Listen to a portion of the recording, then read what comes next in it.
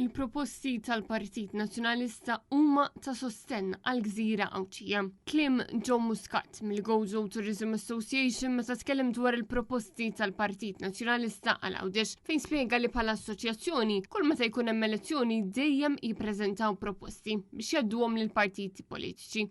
Uħut minnhom diġà ġew adottati. Fost dawn John Muscat semma il-flotta l-ġdida tal-vapuri, investiment fl-infrastruttura tal-Port tal-Imġar u tal-Breakwater ta' Marsalforn, titjib fit-turizmu u investiment f'150 km ta' toroq. Spjega wkoll li Għawdex huwa destinazzjoni turistika bħala gżira sħiħa u għalhekk it-titjib tal-infrastruttura żgur li se jgħin dan is-settur. Ovvjament hemm ukoll is-saħħa li hija importanti ħafna kemm għall-popolazzjoni kif ukoll għat-turizmu għax jekk ikollok sptar li kapaċi jaqdi lil din il-gżira ifisser li hi sikura. All in all huma proposti li aħna nħossu li huma ta' sostenna gżira Awċija u proposta importanti ħafna li jiena nisħu fuqha snin hija l-kwistjoni tar-reġjonalità tal-Gżira Awċija.